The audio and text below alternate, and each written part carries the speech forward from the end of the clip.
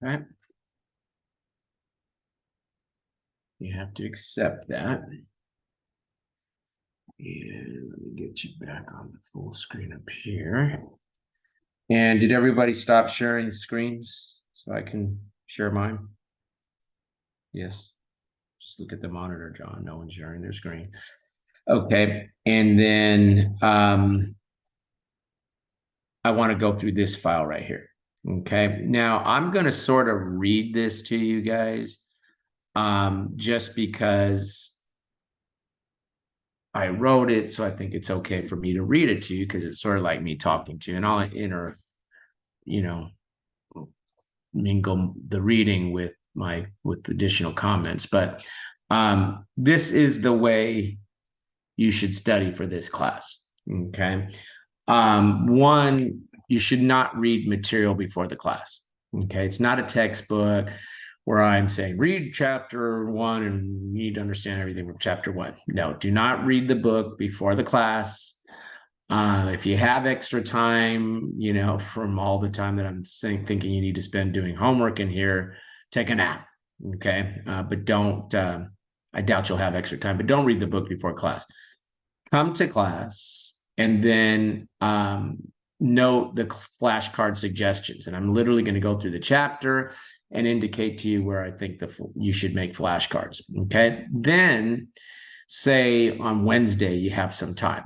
You should start making the flashcards. Okay. And typically study the examples that are included in the chapter, but you're really trying to make the flashcards. When you make the flashcards, you got two different things that you're going to have to do. One would be to look through the Becker electronic flashcards that you have available there and see if they have a flashcard that's sort of covering what I'm talking about. If they do, then you don't have to add anything. You can just use their card.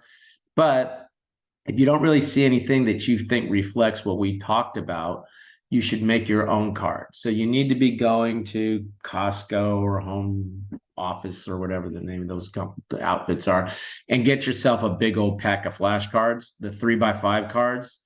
And what you do is you write a question on the blank side and you write the answer to the question on the line side. So what you'll have is the Becker preset flashcards. And since I have the software open, I guess I can show you where those are right here. Okay, so you'll look through there, and unfortunately, it's going to be annoying because you're going to have to kind of sift through to see create new flashcard session. And I don't think you want all units, but let's see F1. Oh yeah, that's going to kind of suck a little bit because there'll be some cards that aren't relevant and they don't list them by module, unfortunately.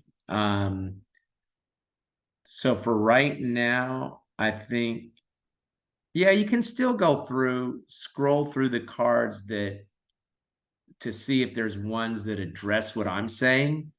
And if there's not, add them. For a while, the flashcards won't be as useful to you because there's some intermixed in here that have nothing to do with what we've talked about in the chapter. And so that's a little limitation on the flashcards. Okay. But maybe there's a way of marking the cards in a manner. So maybe the ones that aren't relevant to what we've covered, click mastered on those, and maybe when you come back, it won't show you those mastered ones anymore, and then it'll just show you the ones that are relevant. Is that how it works? If I click mastered, then I think in my next flashcard session, it won't give me that again, I'm thinking. So click on ones, for example, we're not going to talk about the source of gap. So for that one, I'm going to have to move this up, I guess. For that one, you could just click, mastered and then so on. What is a private? Yeah, we're not going to talk about that. So things that we don't talk about, you could click mastered on. Then I think when you go back and you start another flashcard session and you tell it you want to start F1. No, it still gives you the mastered ones, huh? I don't know if there's some way of getting those out. I don't think so. So unfortunately, I guess we're going to have to live with that for a while, that there'll be some that are not relevant, but you can still do the exercise of going through, and for a card that I have asked you to make. Now, what is this? Now, what's it doing to me? Now what? What did I do? I flipped the card or something? What did I do? Why is it stopping at 7 here? Is it me, or is there nothing on the screen here now? There's nothing. There's nothing on the screen. Well, why is that happening? Try it again. 1, 2, 3, 4, 5, 6, 7.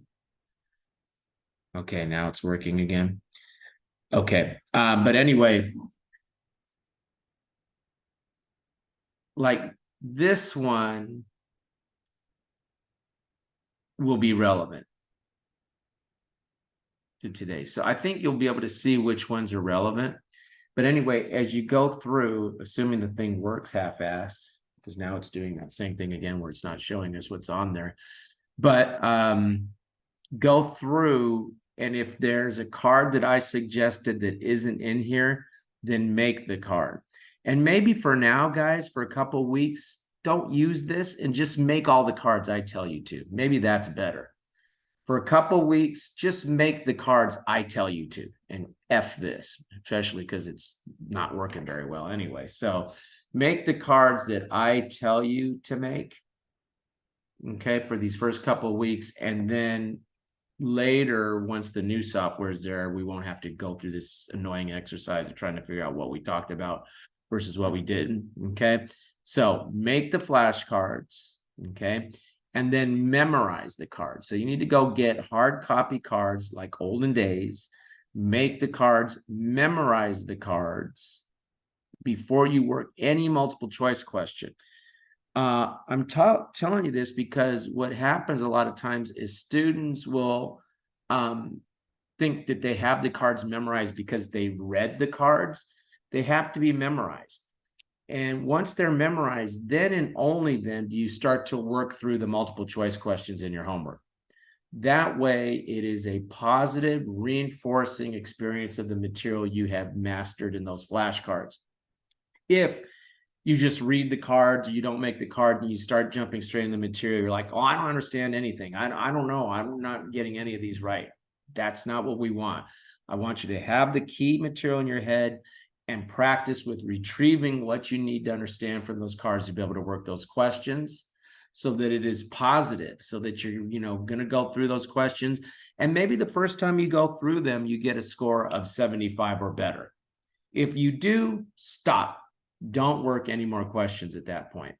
Now, sometimes, maybe you don't do so well on a module or something, and you only get 60% correct. And let's say you work through, 100 questions for round numbers, say, and you only got 60 right.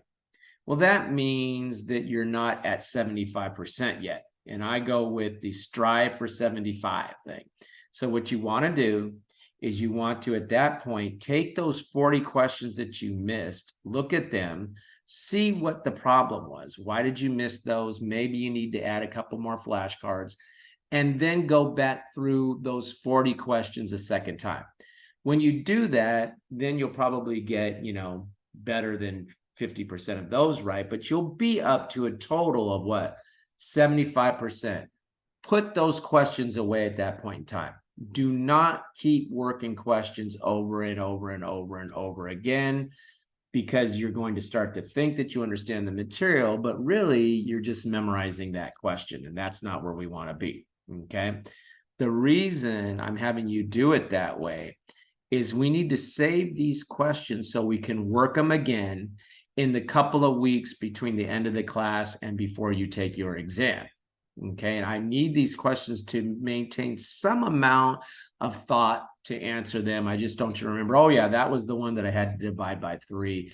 I want you to be able to remember the concept, not the question, if that makes sense. Okay, so that then you rework those questions again. Okay. And then we had the simulations. I say here, spend about an hour, maybe a couple hours, whatever, working through the task-based simulation.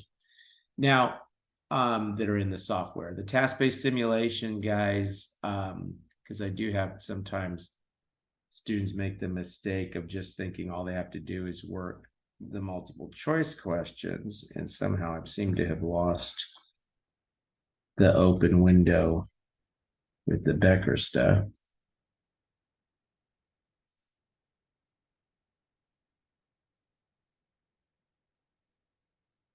Okay. Not every module has task-based simulation. Okay. But you can see, for example, here's one for this lecture that we're going to have here in a couple of minutes. So it's not just the multiple choice questions, it's also task-based simulation. Supplemental questions, this won't light up for you, and they're trying to get you to buy something else. Don't do it. It's not necessary. Okay. So you'll work through that. Okay. You also, by the way, can view the lectures. So this is one of the national lectures that will, give you an overview of the material. I don't recommend that you watch that. I get some people want to watch the lectures, and then I'm like, well, that's overkill. That's not only coming to class and hearing me talk about it, it's listening to somebody else talk about it as well. And I don't think that's necessary. Okay. They have better hair than me. I'm a better teacher. So I suggest that you don't bother watching those, but you can if you want. I'm not going to stop you, but I don't think it's a good use of your time. Okay. Any question on that process? Okay, then I think you will need about we cover about half a chapter per lecture. My estimation, it's about 10 hours per chapter. So if we cover half a chapter, I'm thinking you've got 4 to 5 hours outside of class working homework. Okay, that's a lot of homework, right? But don't forget, that's really how we're earning our grade, is through homework in here. Okay, so it's 4 to 5 hours per week of homework outside of class, 10 hours per chapter. And I give you a sense here, and of course, I'm saying Monday, view the lecture. You watch the lecture on what? On Tuesdays. I made this for a Monday, Wednesday class, but you would come to class on Tuesday. Wednesday, you'd go through and you'd make the flashcards. Maybe you start memorizing the flashcards. Thursday, go and start having the homework. Friday, you can have off. Saturday, you should spend about 4 hours going through and completing any flashcards you haven't made, memorizing the cards, working the homework questions. Sunday, you should spend about 8 hours all day, or at least enough to have completed the homework.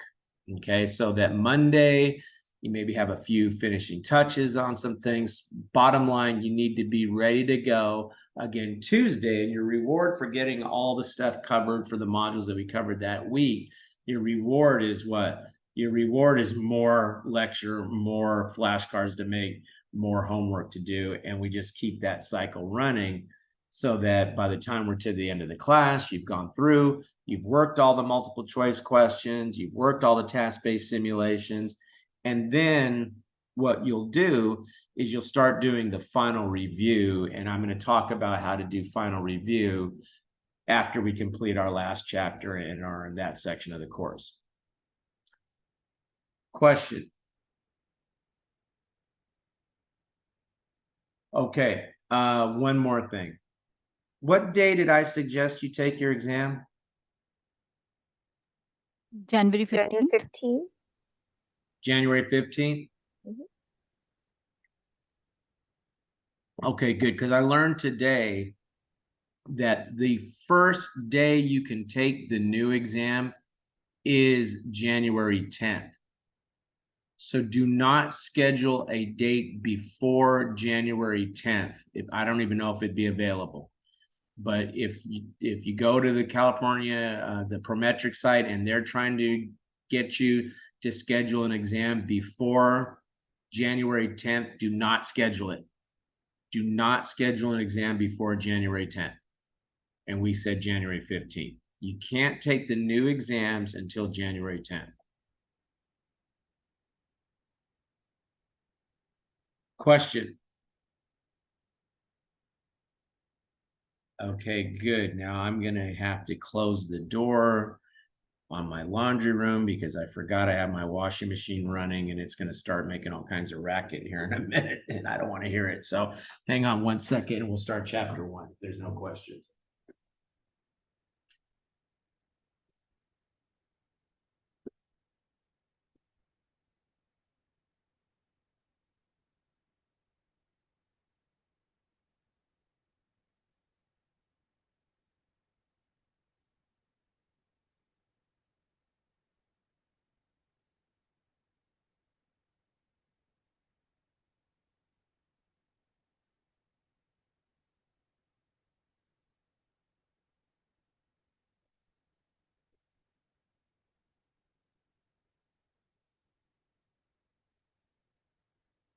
I might have to get it back up in a second because it starts whining like a baby and I can't tune it out when it starts that. So, question?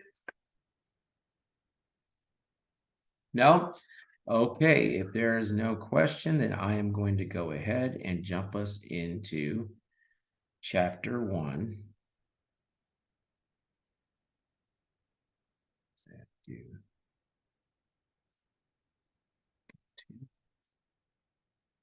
This.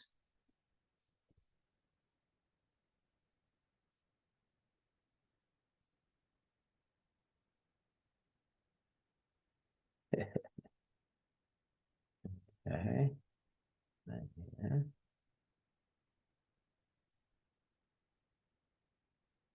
Okay, and this is that PDF that I showed you under chapter 1.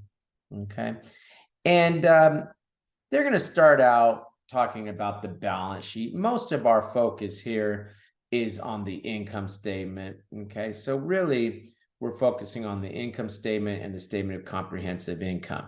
Income statement is about 5 points. Comprehensive income is about 5 points. Okay.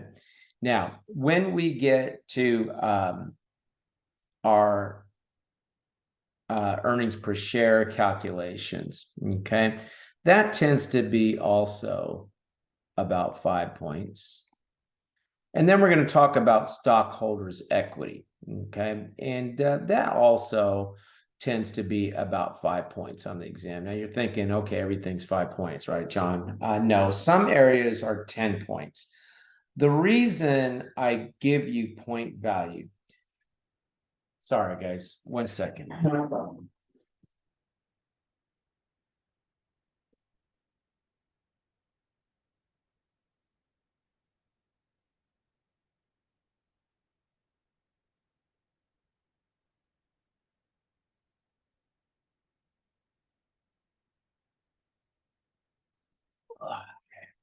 The reason I call out point values to you, so you get some relative notion as to areas that are sort of core, critical, full task-based simulation potential areas. If I put 10 points, that means you're going to get a task-based simulation, you're going to see multiple choice questions.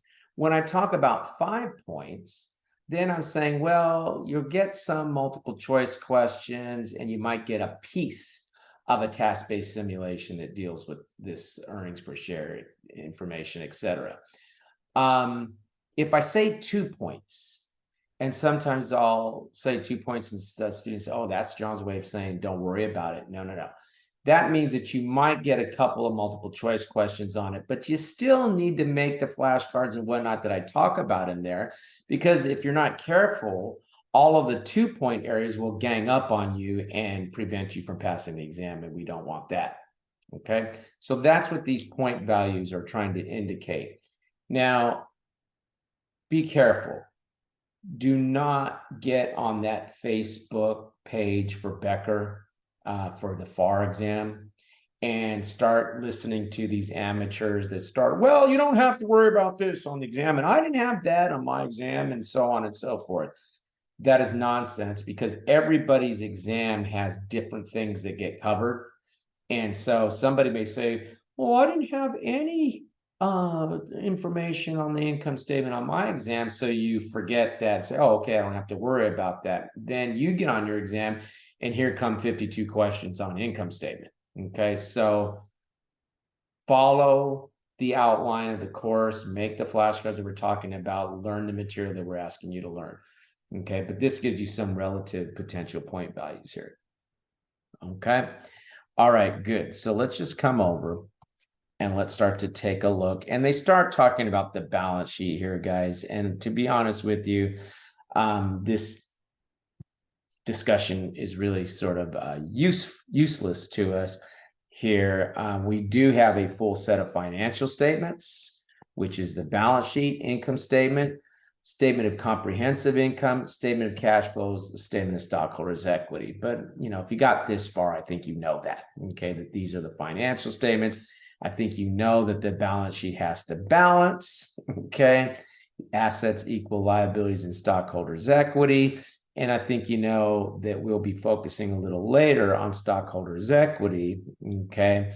And that includes a discussion that we'll get to either today or next time, accumulated other comprehensive income and treasury stock transactions as well. Oh, by the way, I shift color when there's maybe a little shift in thought. Do not sit here and try to change colors. I had one student say, well, I can't keep up with you because I'm trying to change the colors. And no, you don't have to change the colors. You may want to highlight the things that I highlight for you, but you don't have to change colors because I do. Sometimes I'll just change colors. My mother was a good artist. I am not. So I think I got her desire, but not her ability. And so, you know, I take it out on you guys by changing the colors and stuff. Generally, what it means is there was a little shift in thought there, and I wanted to indicate that from a visual standpoint as we're talking, but it doesn't mean that, you know, you should change colors as you go through and mark up your textbook, okay? Okay, good. So we come over and start to take a look now, and we're going to spend most of our time, oh, yeah, I forgot one other thing. Becker got away from the idea of putting up questions to reinforce the concepts as we go through them. They used to embed them in the textbook, and now they don't have them anymore. I'm still going to follow that practice. I'm going to be putting up CPA exam questions as we go along so we can kind of see how we would use the information learned to answer a CPA exam multiple choice question. But that means I have a housekeeping step here, which is I'm going to have open the old version of the book in order for me to do that. So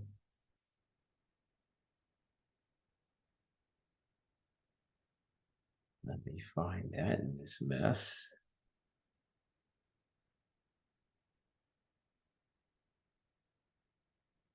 I guess I'm better if I sort by type. Probably be a little easier to find. Now it's doing that annoying thing where it sorts them by how long ago I looked at them, which I don't need.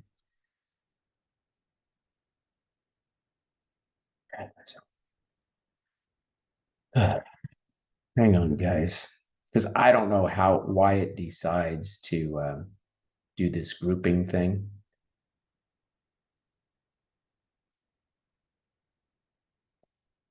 It just does it. I don't choose that ever, but it just decides to go ahead and start doing it.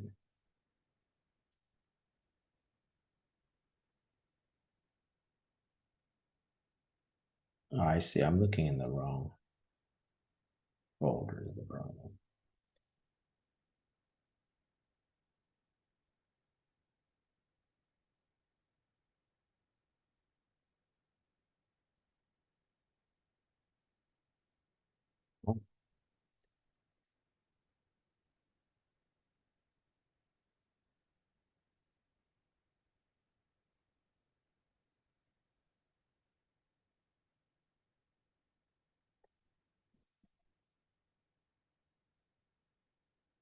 Okay, and you don't have this in the version that I'm showing you, but I'm going to put these up, but we'll be able to identify the question by the question number, so you can go back and find that in your homework later, and I'll show you how to do that a little bit later.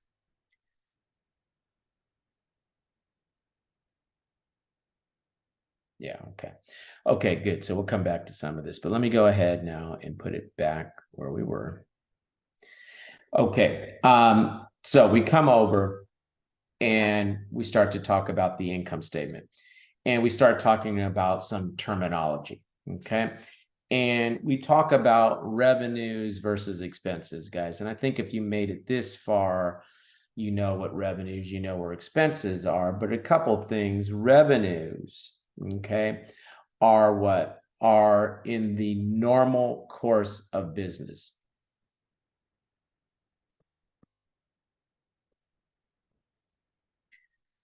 Okay, normal course of business. So if I'm, say, Nordstrom, okay, Nordstrom makes money, makes revenue in the normal course of business by selling clothing, shoes, whatever it is, right? Okay, so when they sell shoes, whatever, that would be considered a revenue because it is their normal course of business, because this is sort of what they do, right? Okay, now when you report your revenue, okay, you're going to do what? You're going to report that at their gross amounts, okay, whatever it is, the amount of revenue that they got for that. And it's considered what? It's considered an operating item.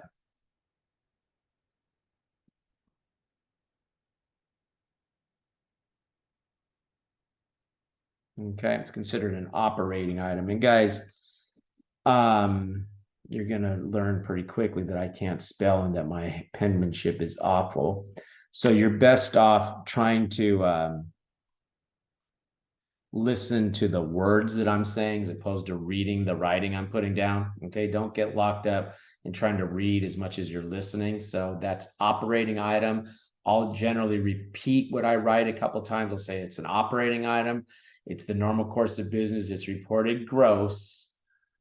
If you don't understand something, just shout out. Don't chat and think I disabled the chat. Chatting doesn't work for me because I can't monitor the chat and talk at the same time. So I need you to just shout out. What did you say? What does that mean? If you don't understand it from the words that I'm saying. Okay. Now, expenses, okay, expenses are also reported gross. They are also incurred in the normal course of business, okay? And they are also considered operating items. So sticking with our example of Nordstrom, the salesperson salary, okay, that's what? That's a normal course of business. So we're going to classify those as expenses. So we'll have revenues minus expenses. That will yield something called operating income. And then it is possible for a company to get involved in things that are not in the normal course of business. Okay. So what happens?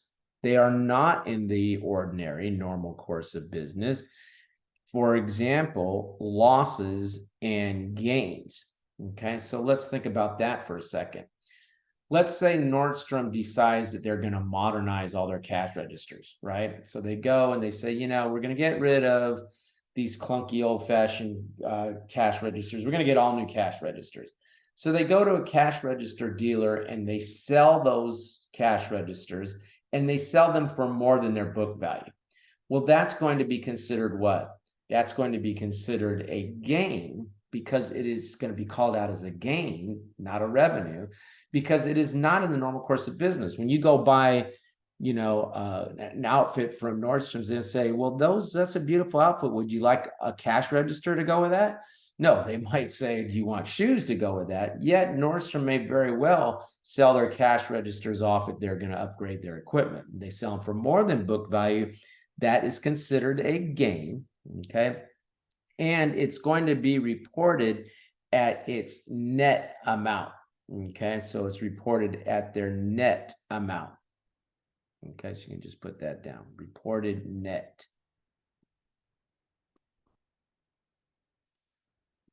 Okay, now when we say reported net, what does that mean? Well, let's say they have to pay a cash register dealer some money to take those cash registers off their hands, right? But they still sell it for more than the book value. So what they would do is whatever they sold them for minus whatever they had to pay off the cash register dealer to take those items off their hand, that difference is the gain. So they won't report, well, first we sold it for this, we paid the cash register dealer this much. No, they're just going to report it net. What did they get net after they paid off any related costs associated with getting rid of that asset? Now, losses are also reported, are not in the ordinary course of business, and they are also reported net. So what happens? And I actually saw, I think it was the Nordstrom in Walnut Creek was victim of one of those smash and grab things. And the reason I remember that story is I so happened to be right in that area, and then when I got home, I'm looking and I'm like, I was just there and they had smashed, the window and people were running out of the stores with a bunch of junk. Frankly, in my mind, I'm like, okay, go ahead and commit a crime to get a hold of junk. But anyway, they go and they're running out with this stuff. And so what happened? Nordstrom suffered a loss there, right? Because it is not the ordinary course of business to have your place robbed. Okay, so what happens? Now, let's say they have some insurance coverage for that. When they report that loss, they would report that loss what? Net of any insurance recovery that they got on that. Okay, so revenues, expenses, normal course of business, they're reported gross. When we're dealing with gains and losses, okay, they are what?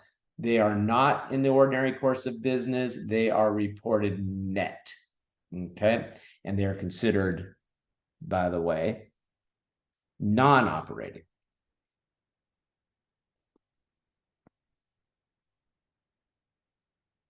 Okay, they're considered non-operating. Now,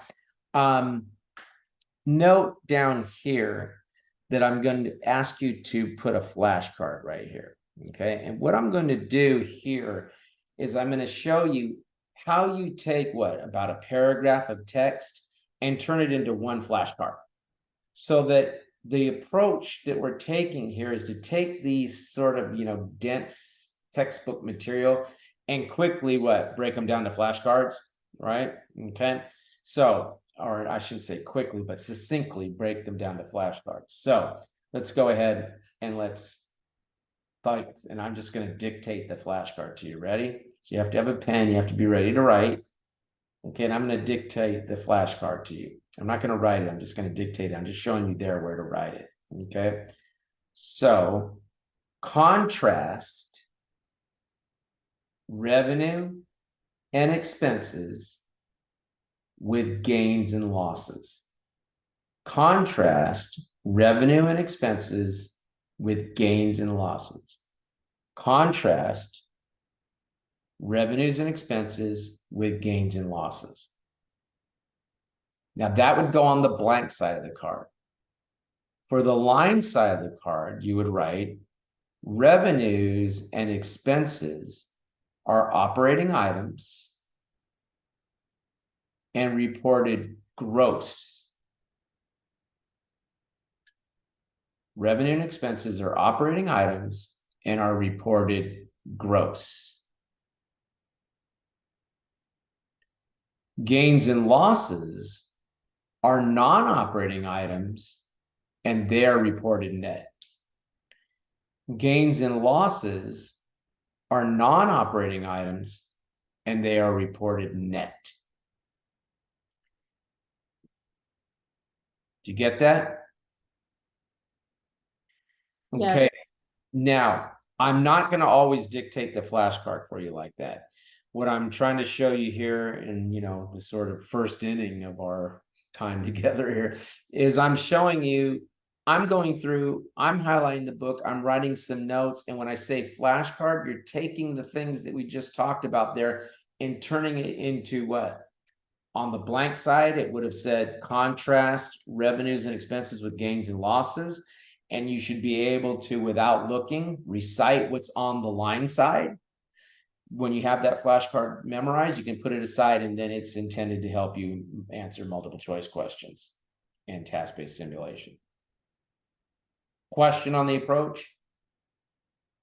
Okay, so I won't always dictate a card to you, but you should be sort of getting better and better at making a flashcard. And eventually you'll be saying, I'm going to make up this flashcard a little different from how John would have maybe worded it, because this is more the way I think about this concept. That is the most valuable card to you in the world. When I was studying for the exam, I called my flashcards my documentation of understanding. Once a light went on for me that I got the concept, then I could sit there and create in my mind what would be a good flashcard because I understand the concept. It's almost like teaching it to yourself. So pretend like you're making a flashcard so that you can teach somebody else the material that's in the book. Okay. And by doing that, you're teaching yourself because frankly, probably no one else in the world is going to be interested in your flashcards but you. And when you make a flashcard, okay, put down the page that it came from. So go ahead and put down, okay, this came from F1 page 5. Put that on probably on the either side, it doesn't matter, but somewhere on the flashcard, put down where that information came from, because you're going to make a lot of flashcards and you might look at one, from chapter 1 when we're in the final review process, couple months from now, and you're going to go, what the hell was this supposed to be? And you can go back to the page and say, oh yeah, I remember this was the one about revenues and gains and losses. Okay. Question. Okay, good. Now you come over and we start talking about the multiple step income statement. Okay. And so here comes another flashcard. Okay. And what I want you to put down here for this flashcard, okay, flashcard right here, you can probably squeeze it in somewhere near the top of this page and stuff. There's a little room up here that you can co-op for the flashcard. Okay. And what I want you to put on that flashcard is what are the 3 parts of the multiple step income statement? What are the 3 parts of the multiple step income statement? Okay, now I'm not going to always dictate the cards to you, but I'm going to do it here. What are the 3 parts of the multiple step income statement? Okay, ready? You have the first you have the operating section. Then you have 2, the non-operating section. And then 3, you have tax. Okay. 3 parts of the multiple step income statement: operating, non-operating, and tax. Okay. And then you can put 4, but put sometimes next to that. Okay. And you could put sometimes, we won't even count it as a 4. Sometimes you have discontinued operations.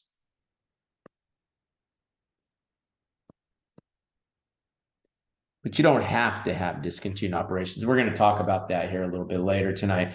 Sometimes you have discontinued operations, not always. So I'm not counting it. But the 3 that you will always have is what? Operating, non-operating, and tax. And we're going to talk about the special case of discontinued operations later. Okay, now they kind of give us this chart of accounts, and I'm not worried about that. I'm just going to sort of have you go ahead and look at the solution here, so that we just can call out and find those 3 sections. And what I want you to do here is shrink this page to flashcard size. So I want you to mark it up the way I'm talking about, but shrink it to flashcard size. So get this page, print this page, okay? And then go to your friendly neighborhood copier and copy it down by shrinking it to flashcards so it fits nicely in your flashcards. That's what I want you to do with this one, okay? And when you look at this, let's mark it up and see if we can find the three sections, okay? So first, we have, and you can draw a bracket down from net sales. By the way, guys, net sales, as you well know, is what? Gross sales minus returns minus discounts. But most companies start with net sales and then they disclose somewhere what their discounts are, what their returns are. Okay, but most companies, you pick up Apple's income statement, they're going to start you with net sales. Most companies will do that. Okay, so we have what? We have the net sales, and we come all the way down to income from operations, okay? And I want you to go ahead and I want you to write down here, operating.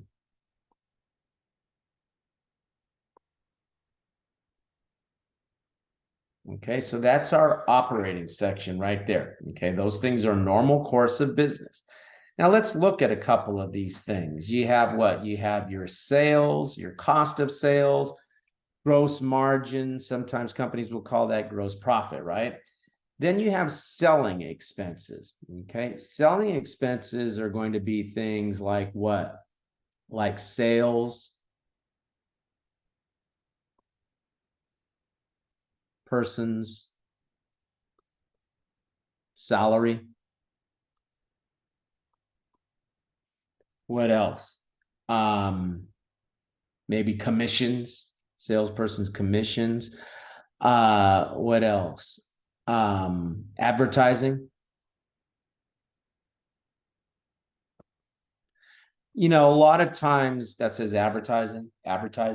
You know, a lot of times in textbooks, especially when you're first learning, they call out every possible expense: sales, people's commissions, advertising, utilities expense. But really, companies don't.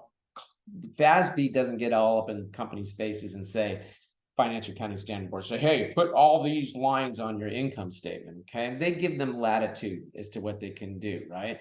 So most companies will show you, and they'll show you general and administrative expenses.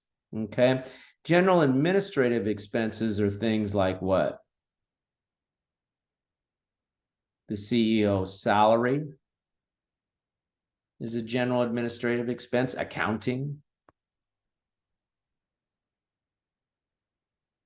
Okay, the expense that you see a lot with Silicon Valley companies here in the Bay Area a lot is what? Research and development. Companies like to call out research and development expense because under US GAAP, which is, by the way, that's all that's tested on the exam. There's no more IFRS on the exam. It's all US GAAP. Under US GAAP, you have to expense all research and development. And companies like to call that one out because they know if you're talking about research and development on, you know, a company owned by Musk, you know, well, that's potentially an investment because he's maybe inventing a chip that he's going to put in everyone's brain so we all become ninjas or whatever it is he's up to next. Okay.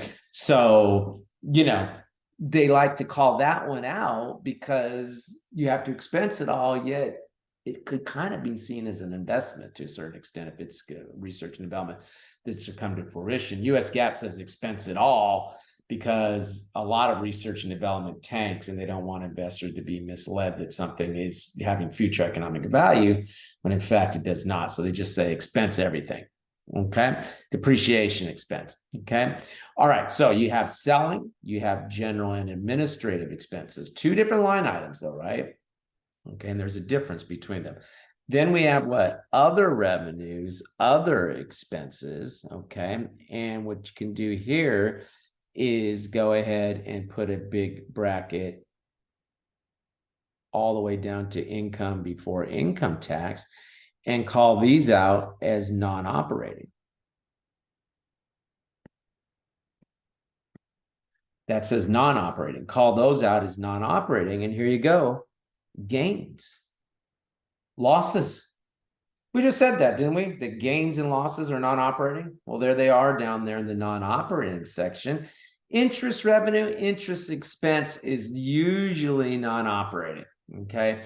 And the reason being, companies really shouldn't borrow to operate. If a company continues to borrow to operate, that's going to start to have an erosion to the stockholders' equity eventually, isn't it? Because we're incurring interest expense to run day to day. Yet a company may borrow money. Okay, so if that's the case, then you would go ahead and take the interest revenue, interest expense, non-operating expenses, non-operating losses. Okay, I should say non-operating revenue, non-operating expenses. So they're still called them revenue expenses, but they're what? They're considered non-operating in nature, and revenue and interest is a good example. Okay, then what? Then you come all the way down, and we have what? We have right here tax. So there's the three sections you'll always see. And then sometimes we'll have what? Discontinued operations. Okay. Now, I need you to make a flashcard of this. I need you to be very comfortable with the structure of the multiple step income statement. Now, when you look at this thing, let's kind of understand a little bit the logic. When you look at this income statement, you're saying, okay, well, makes sense. We have what? We have operating day to day, bread and butter, normal course of business. We have income that's generated from the normal course of business. Then we have what? Then we have these non-operating things that can come and go depending on whether we sold some equipment that period. Then we want to call out, well, this is the tax associated with all this activity. And then if something's a discontinued operation, that means it's not coming back. And we really want to see that separately, don't we? Okay. So they're trying to show the users of the financial reports things that are bread and butter, things that come and go, versus things that will never be around again, right? The discontinued operations, because we're getting rid of this thing. Okay. And I notice they added this here. Sometimes I think they're listening to me because for years I wrote in up here all these things, and I feel like somewhere Becker's on the wall listening to me, fly on the wall listening to me, because now they added this note down here that I bothered to write in as to the nature of selling and administrative expense, selling versus general administrative. But note, they are different. I know that sometimes on a financial statement, you'll see general, selling, and administrative. All that means is they took things that are different in nature. CEO salary is a lot different than a salesperson's salary. Sales, unless we have salespeople, we all starve. The CEO, maybe they can come and go, right? I don't know what they do up there, but whatever. So they're different in nature, but they could include them all on one line item, but they are different in nature. Okay. Now notice this company had net income, okay, $25, okay. And when you come over and you look at the single step, okay, notice, guys, that what? Net income is still the same, but the way they have arrayed the information is a little bit different, okay. So you have revenues, okay, and expenses and other items, and then you have total revenues and other items, and then you have expenses and the total expenses and other items, okay. You still have a call out of the discontinued operations here, okay, so that one is pretty much what we saw in the multiple step. But for the single step, the income's the same, net income's the same, but they take all the things that add to net income and put them in one big section, and all the things, whether they're normal course of business, whether they're operating or non-operating, all the things that subtract from net income and put them in one big section, and then they call out discontinued operations separately. But notice the net income is still what? Still 25. It doesn't change the net income. It's just how's the information displayed. Now, where you see multiple companies are required, when you look in the section on their, say, their annual report, their 10K, whatever, they have to provide the multiple step income statement. But maybe somewhere else in the 10K, their annual report that they have to file with the SEC, maybe somewhere in the MD&A, you'll see a single step because it's an abbreviated version that they're trying to show you right there. Okay, but that's the way the single step works versus the multiple step. Okay. Okay, good. Questions? Okay, good. Now, what I want to do here, and then we're going to go to a quick break. What I want to do here is show you a couple things.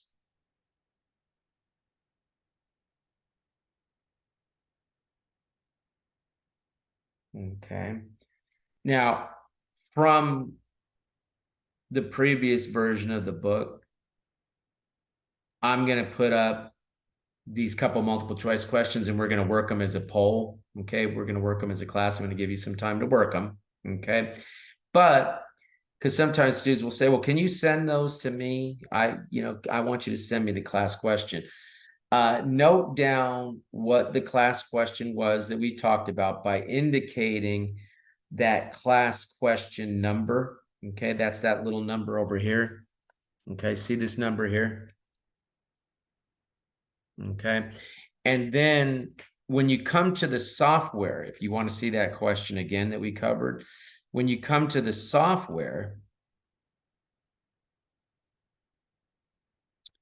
you go to this little search where it says find question, and you have to have it toggled on MCQ. Okay, and then I think they get rid of the zeros. I don't know, 0, 0, 0, 3, 1. Somehow I have a feeling that's going to be a problem. Let me see. No, okay, there it is. So you'll see that same question, and guys, you don't get frustrated if you're pumping in zeros and they're not going in. It will get you the question eventually. Okay. But this was the question that we had as the class question. That's how you find them in the software. So if you want to see them again, you can. Okay. Now, what I want to do though is go back to where you're seeing it here. And what you'll need to do is in your book, write down where we covered it. After we finished this discussion of the single step income statement, we wrote down, you can write down in there 0031 was the question we covered. And then I'm going to go ahead and ask you to do a poll. So you can work this with me here. So I'm going to launch the poll. Okay, can you see the poll? Okay, I'll give you 2 minutes to work this question. And then we'll come back and we'll cover it together. When I say come back, we're going to do it all now. Then we're going to take a break. Then we're going to come back. So work these 2 questions before we take the break. Let me make that a little more clear.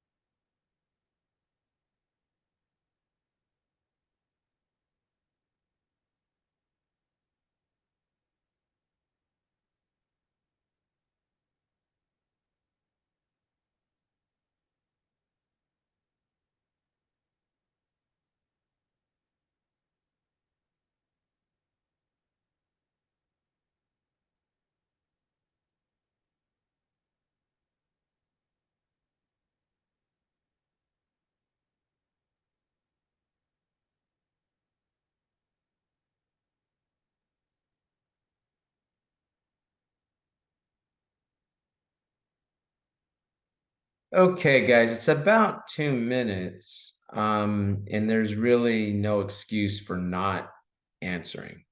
Okay, so you want to go ahead, and I've got a couple of people still not answering. And here's what's going to happen.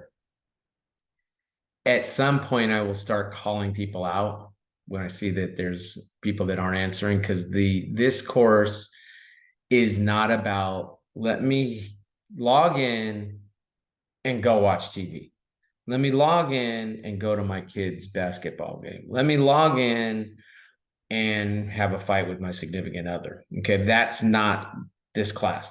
This class is interactive, involved, trying the questions, making the notes, etc. Okay, and so I am going to hold you accountable. So if you think this is a class where you can just kind of tune out, it's not.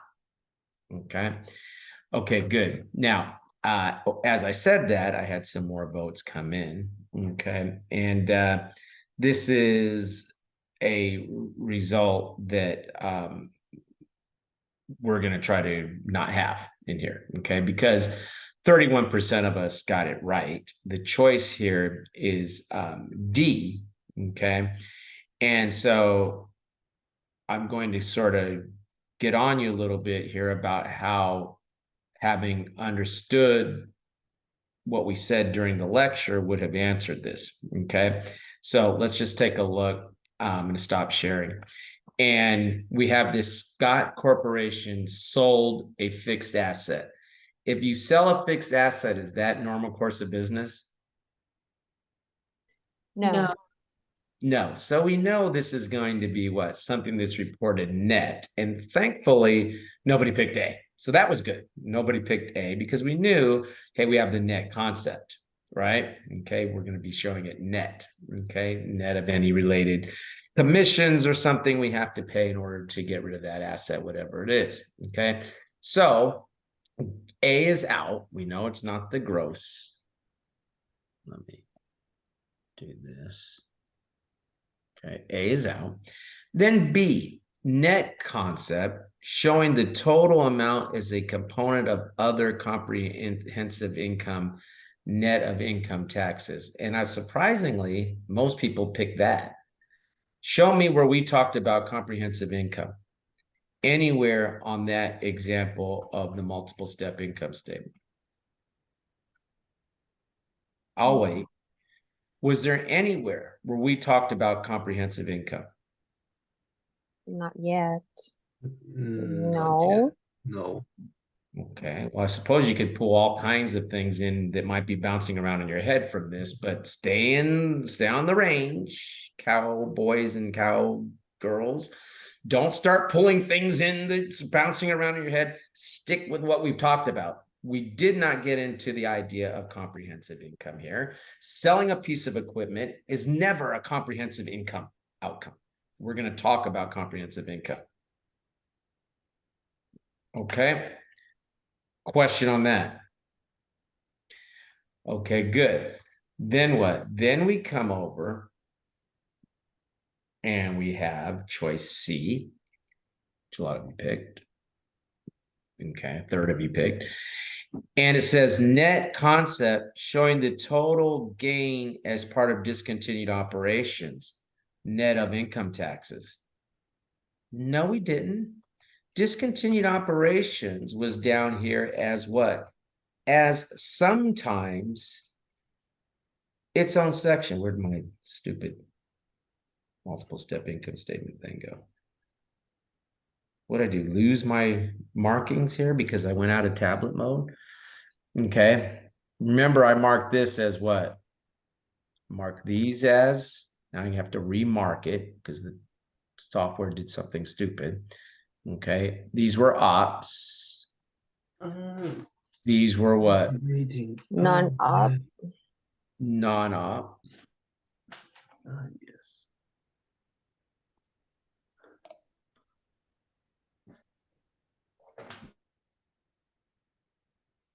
These then were tax. It's kind of hard to put a bracket for tax because it's its own little thing there. But that was tax. Plus, I'm not in tablet mode. And then discontinued was something that we sometimes showed as its own section. But gains and losses on sale of equipment are up there in non-operating, aren't they? And then we report income from continuing operations, which includes operating and non-operating. Then we call out the discontinued operations because we want that to be separate from everything else because that shit's going away. It's never coming back, right? So we want to show it separately. Okay. Further, where did we say that you would show gains and losses on sale of equipment net of tax? Tax was backed out as its own line, own section, wasn't it? Mm-hmm. Yes. There was no back Yes. tax. Now, when we get to discontinued operations, yeah, that will be net of tax, and we'll talk about that later, but not from gains and losses on the sale of equipment, which is the transaction that's being contemplated here, right? Yes. A sale of equipment. Okay. Okay, good. And then finally, so that's wrong because it's not part of discontinued operations and it's not net of tax. Okay. So D, yeah, showing total gain as part of continuing operations, although it be in the non-operating section of continuing operations. Hey, what do you want me to do? You're like, well, John, that's confusing. We'll talk to FASB. You know, that's the way they like to talk. Okay. But they're showing it what? They're showing it there what? As part of continuing operations, even though it's a non-operating item, and it's not net of tax, because then we back out tax as its own section, and then we start reporting things net of tax like the discontinued operation. Professor, Question. I have one question. Mm-hmm. When I go to Becker and type that MCQ, the order of answers, what you have and what I have is different. And Oh, I yeah. get, That's, yeah, okay. That's all right. that's that when I picked the answer, I was based on. Well, they, whatever.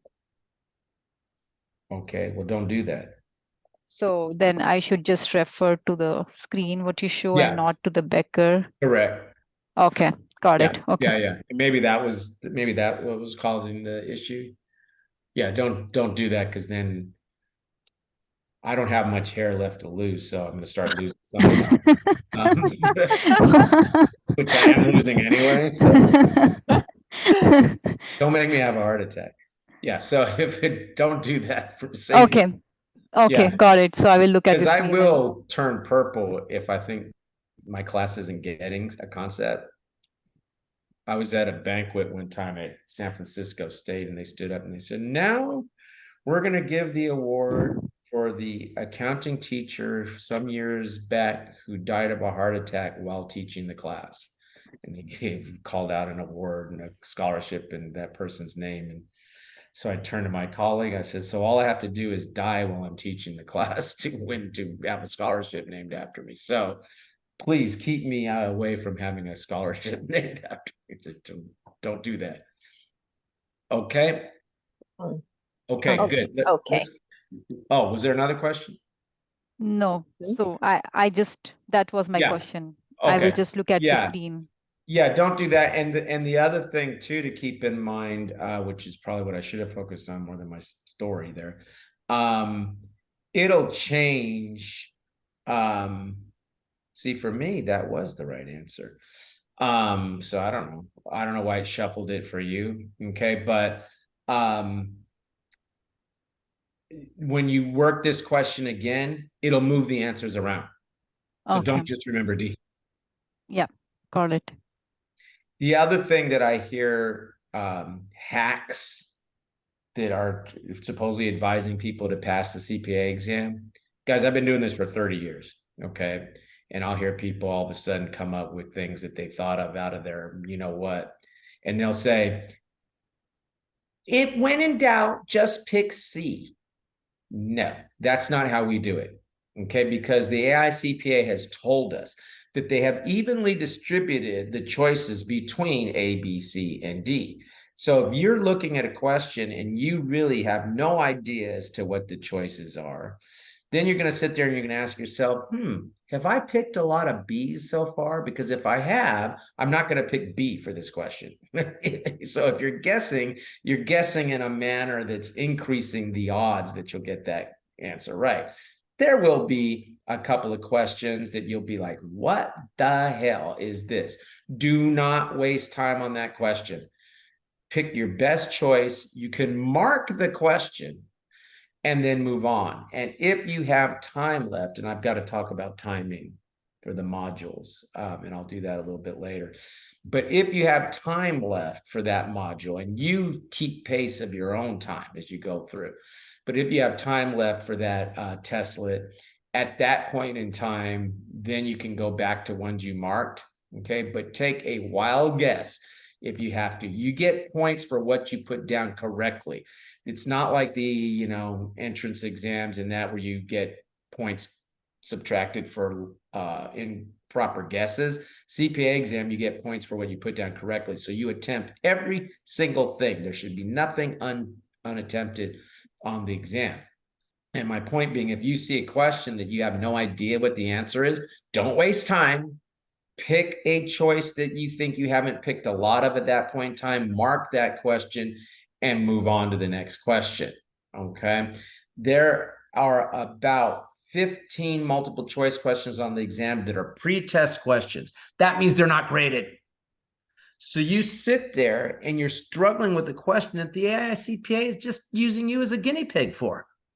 To see, is this a good question? I don't know. Let's put it up there. See, I'll talk like, like a mob guy, well, let's just see how they do on the question. Then we're not going to grade it. Meanwhile, you're sitting there spending, 3 minutes trying to answer a question that's not even being graded. No. If you don't understand a question, do your best guess. Maybe you narrow it down to a couple questions. For example, to a couple of choices. For example, the gross amount one, okay, I know it's not that one. Let me guess between B, C, and D. I picked a lot of C's so far, so I'm going to pick D for this one, and guess what? You would have got it right. Okay. All right, good. Let's go ahead then, and let's take a look at one more, and then we're going to take a break.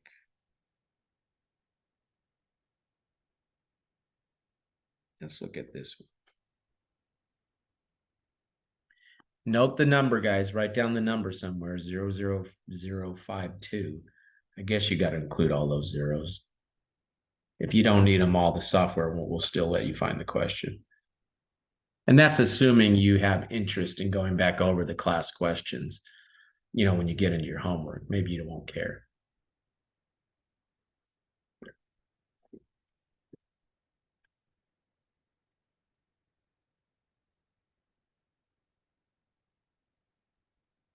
Did you post the survey, Professor? Oh, no, I didn't. Thank you. Let me put the poll up.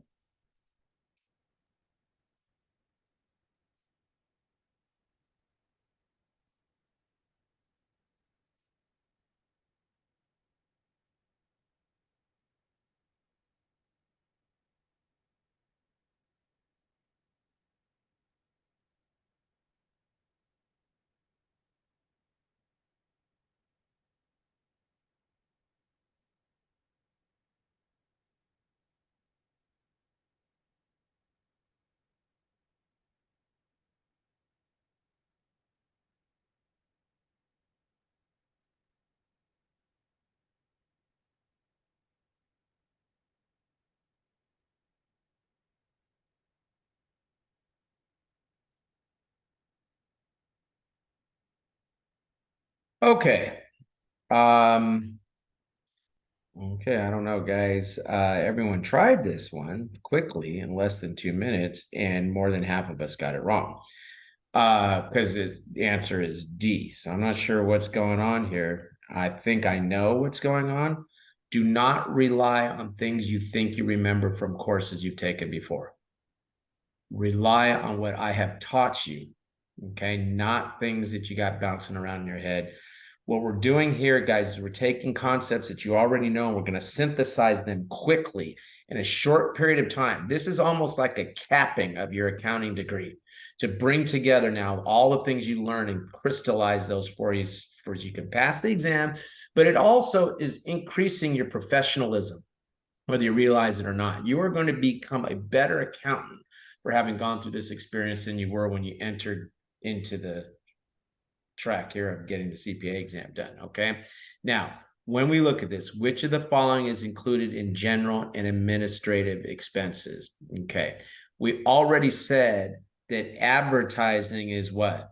Is a selling Selling expense, expense. Yeah. not a general and administrative. Now, what happened there is, and you got to be on guard about this, you get on the exam, you get in a hurry, you start to feel pressure, and your mind starts putting things in there that aren't there. So you probably read general selling, your brain put that in there. So when you sit there and you look at that question and you start to look at the answers and you think you got the answer correct, go back up and read that question one more time. It's kind of like locking your keys inside of the house or something.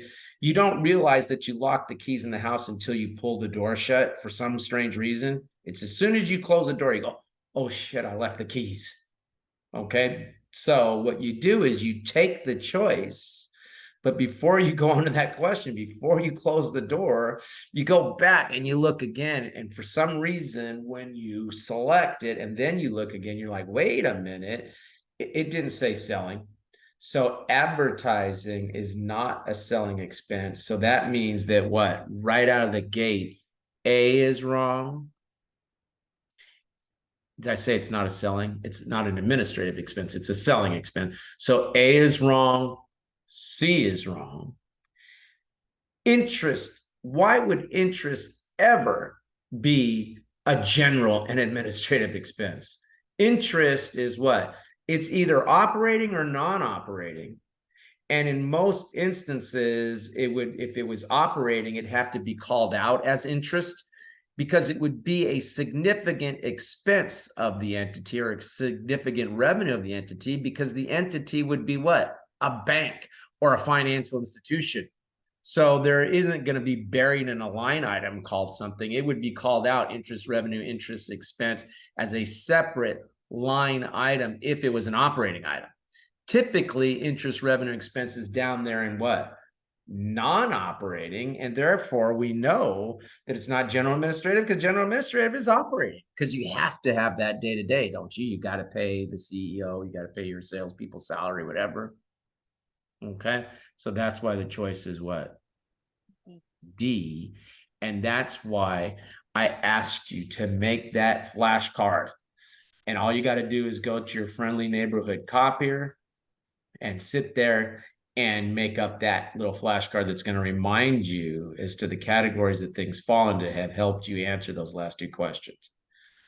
That's the approach, guys. We listen to we walk through this material together. You're not going to have to go back through and read the textbook now. Now all you have to do is make the flashcards that I asked you to make, memorize them, apply them to questions, seeing why and understanding why the right answer was right, why the wrong answer was wrong. Push that material aside.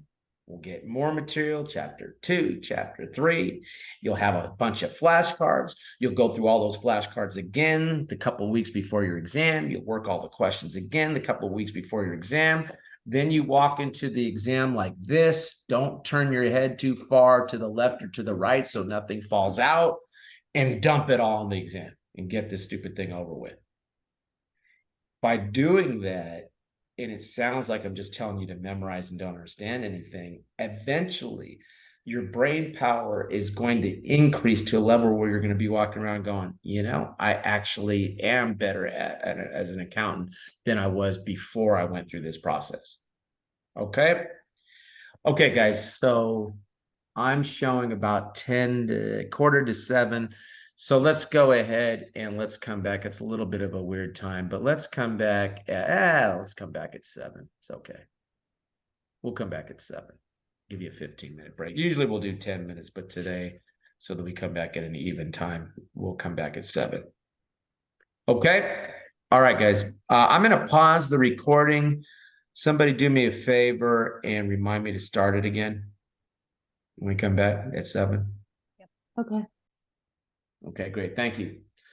Nothing more frustrating when I have a genius teaching moment and I forget to record it. But not that the genius teaching moments happen very much, but if I don't record them, then I definitely will feel bad. Okay, so anyway, discontinued operations, okay, are reported separately from continuing operations in the income statement net of tax. And we already saw that, right? We saw down there that discontinued operations sometimes was its own section.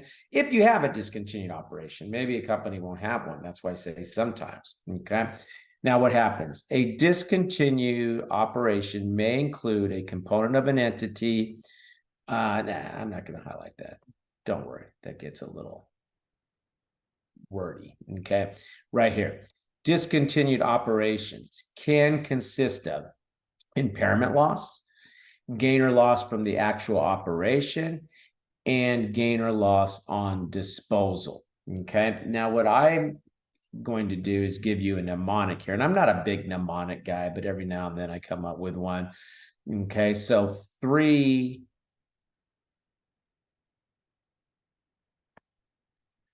elements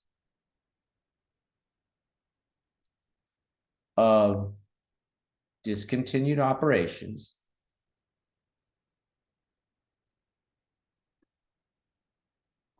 that says discontinued ops, 3 elements of discontinued operations. And the mnemonic that I use for that is lid. We're going to blow the lid off this operation, but I didn't give myself enough room.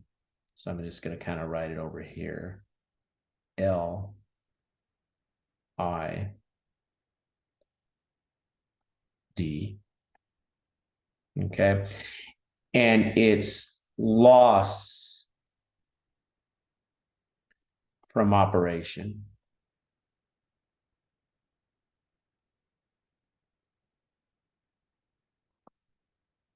Okay. Now I know the book says what?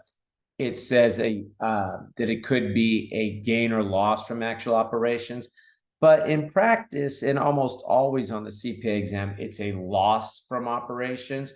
Because if you have a segment that is generating a profit margin, okay, that's contributing to overall profitability of the company, why are you discontinuing it?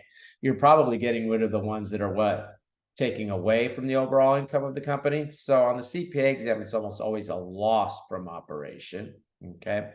Then what? Then impairment loss, okay? If I'm getting rid of a segment of my business, there's probably been some impairment as to the value of that segment. So they're going to say, hey, you got to take that impairment loss on that. And we're going to report that impairment loss down in the discontinued operations section, because again, we're getting rid of that thing. You could have impairment from a segment that you're keeping, okay? But that would be up in what? Continuing operations. This impairment would be what? Part of the calculation of the discontinued operation. And then when you actually what? Dispose of the item, you'll have a disposal. And it could be disposal gain or loss. It simply depends on what I end up actually paying to sell, getting to sell, what I get when I sell the thing. If I sell it for more than its book value, that's a gain. If I sell it for less than its book value, that's a loss, okay? But again, the idea is that we're going to sit there and we're going to take these things and we're going to report them below our calculation of income from continuing operations, which is what? Continuing operations is operating, non-operating, and tax. That yields a continuing operations, but then we want to show the thing that ain't going to be around anymore, or much longer anyway, down in what? Down in discontinued operations. And we'll include all these things: the loss from the operation, the impairment loss, the disposal gain or loss. And it doesn't matter whether the loss from operation came before I decided to get rid of the unit or after. CPA exam loves that. They'd love to say, well, they decided on April 1st that they were going to get rid of a segment.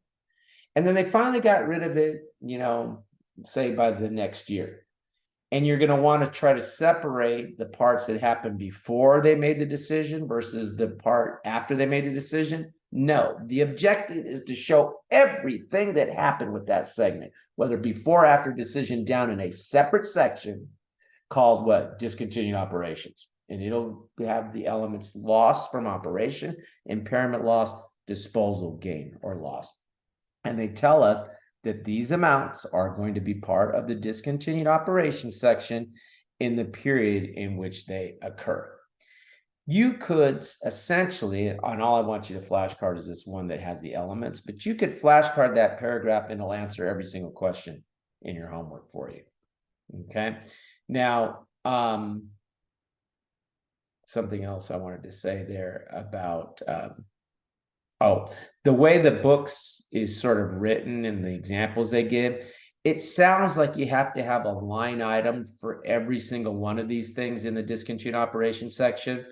No, you can add all these together and report it as one line item like we saw, discontinued operations, or you could break it out by element. Most companies would just include the whole thing as the discontinued operations number, okay? But this disposal gain or loss must always be disclosed, either on the face of the income statement or in the notes. Okay? Okay, now when we go through and we are considering things to be included in the discontinued operations section, it can be a segment of the business that I have already disposed of or is classified as held for sale. Okay, held for sale means management. Guys, I'm gonna close out of the software and come back because this particular software has a shelf life on it where it starts clunking along, and I can't stand that because there's always, it's like I feel like I'm drunk or something. Like I feel like I'm speaking, but everything's coming out a little bit slower than what I'm saying it.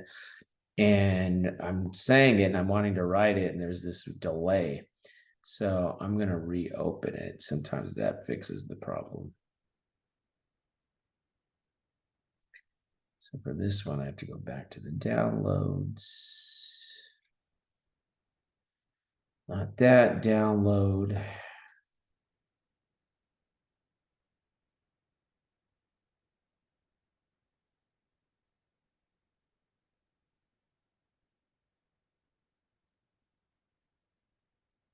Oh, come on.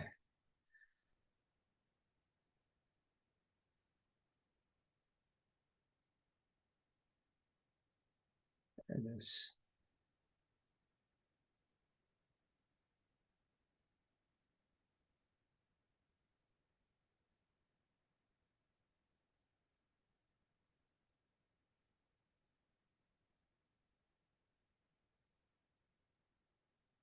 Okay. And let's see if it speeds up or catches itself up a little better.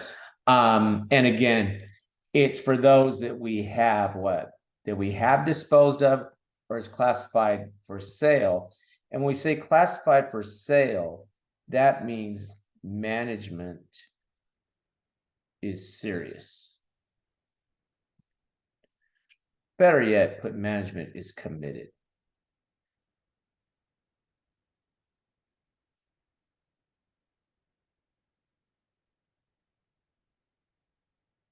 That didn't, closing the software and opening it up again didn't help much.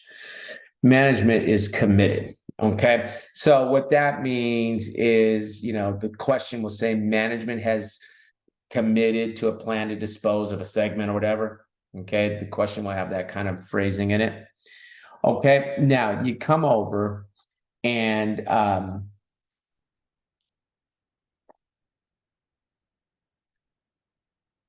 types of items to include. So I ask you, what items should we include in the discontinued operations section of the income statement? What items constitute that section? What elements constitute that section?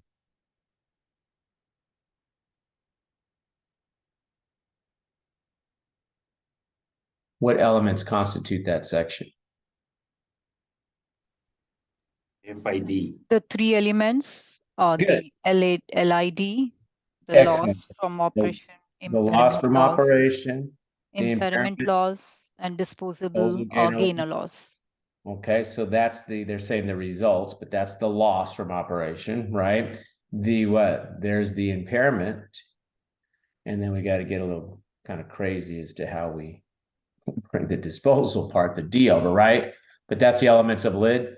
Okay, so they're telling us again. Now they showed us in the paragraph, and now here they're showing us again, sort of in the outline. Okay, now when we get to this impairment, okay, what happens? They tell us that there will be initial and subsequent impairment losses. Okay, so we'll look at the fair value of whatever that segment is that we're getting rid of. And if we determine that the fair value is less than the book value, we have to take an impairment. Okay, now, long time ago, they had a car called the Oldsmobile, and I was telling my my friend's son the other day that there used to be a car called an Oldsmobile, and he was like, "What? What? They called it old?" He just couldn't comprehend. 9-year-old kid can't comprehend that a car had the word old in it. And I'm like, yeah, there was a car called an Oldsmobile because we saw a car go by and it was an Oldsmobile. He's, what kind of car is that? That's an Oldsmobile. He couldn't comprehend that the car had the word olds. Well, guess what? GM also couldn't comprehend anymore that they were going to have a car called the Oldsmobile. So let's say you're GM, you have all these segments, all these different product lines, and you decide we're getting rid of this funky thing called old. Nobody wants to have a car that has the word old in it. So what would you do? If you had determined, and let's say Oldsmobile had a book value of, say, $1 million, and a fair value of, say, 600,000, do we have impairment? We have a $400,000 impairment, don't we? So we would debit impairment loss for what? 400,000? And credit what? Credit Old's assets for 400,000. That's a credit. Okay, debit on the left, credit on the right for 400,000 to bring that down to the lower book lower fair value, right? Okay, now that impairment loss is going to be part of the what? Part of the I in the discontinued operations. Okay, because we wrote it down. Okay, so it would show as a loss, but it's going to be down in the discontinued operations section. And I'm ignoring income taxes here, net of tax. Okay. Now, what if there's a subsequent increase? I don't know. Let's say before they actually end up getting rid of it, for some strange reason, this thing that they thought had an impairment regained. Okay. And let's say they look and they say, wow, this fair value of this segment is now 1.2 million. Can they write it all the way up to 1.2? No, they have to what? They cannot write it up in excess of previously recognized losses. So if they determine, hey, 1.2 million, they could do what? Debit the Old's assets for how much? Not 600,000. For what? For 400,000. And credit, and maybe they credit something called impairment recovery or something.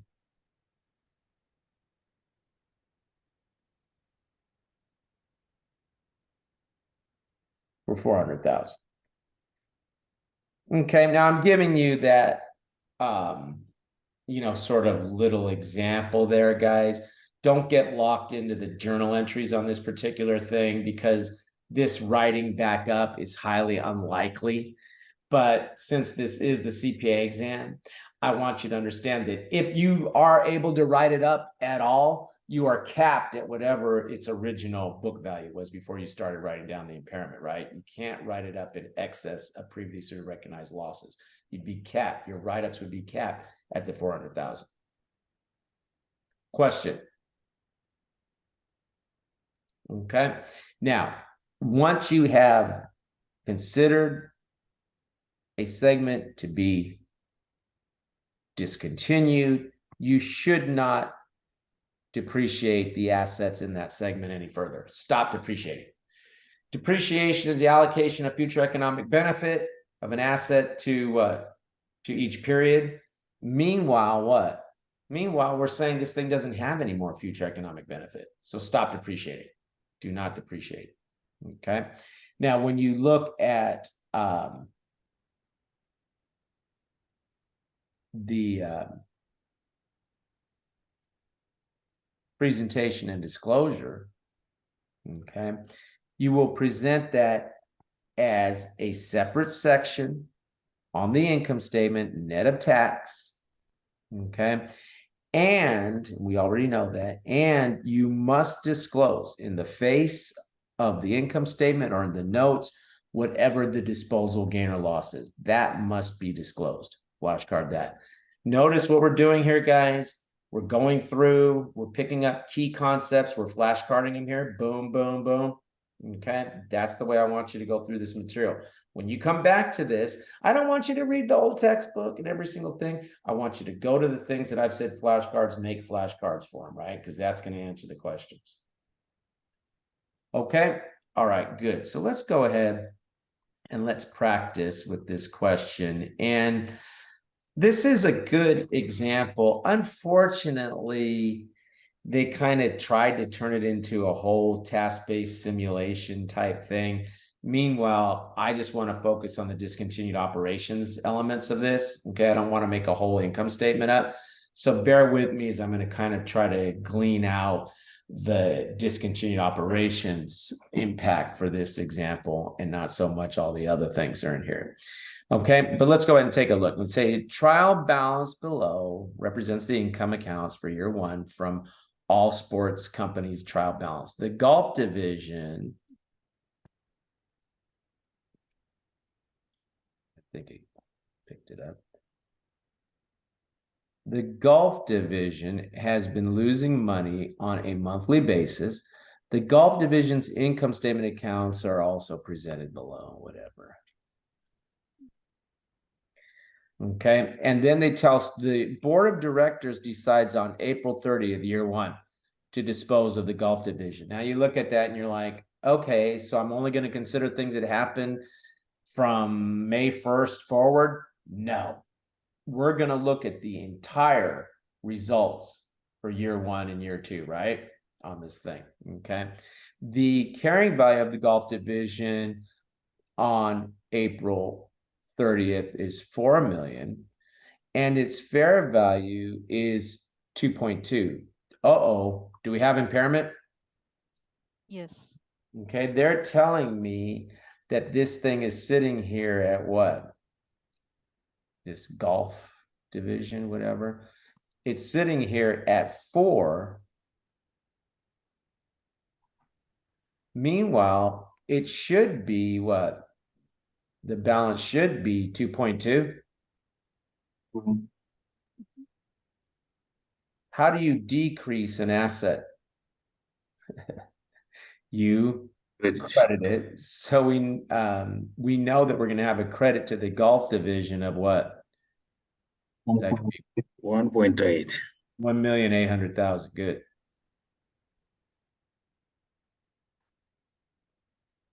Good.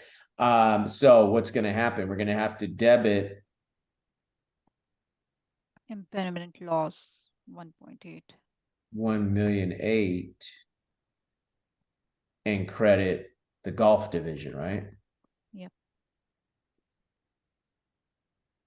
Okay, good. But we know we've got 1.8 of impairment for our lid mnemonic, right? Okay. Okay, good. After months of negotiation, the division's net assets are sold in year 2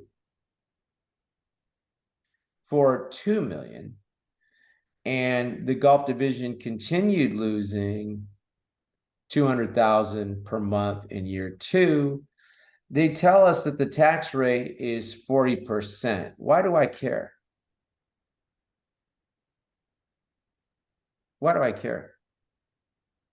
Why do I care their tax rate?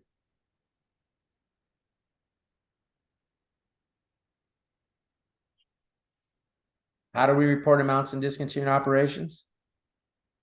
Net of tax. Net of tax. Net of tax. So I'm going to have to back out the tax effect of these numbers, right? Okay.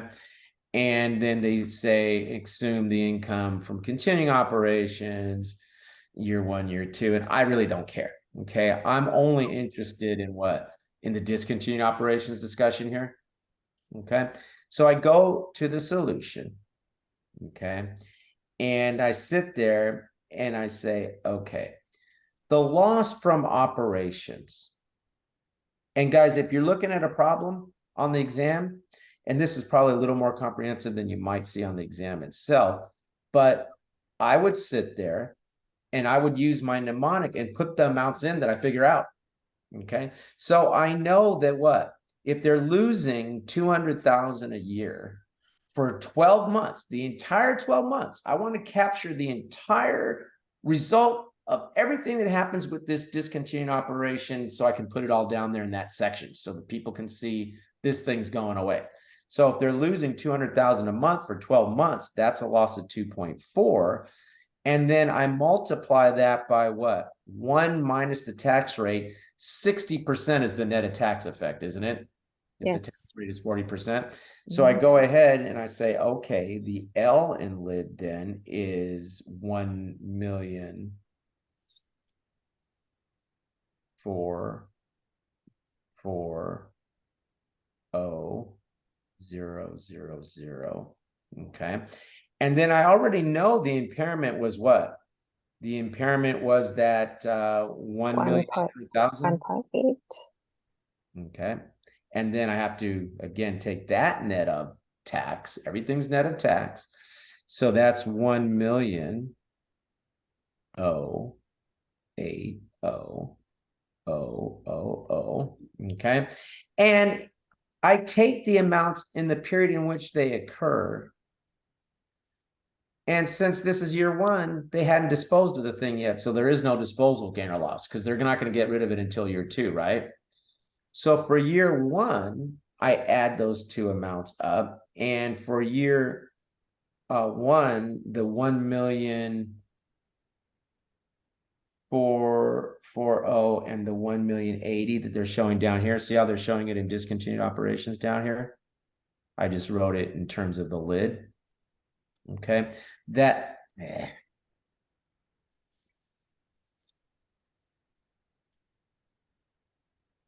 okay, that discontinued operations, that's those same two numbers up there. The total is 2,520,000. Am I doing my math right, guys?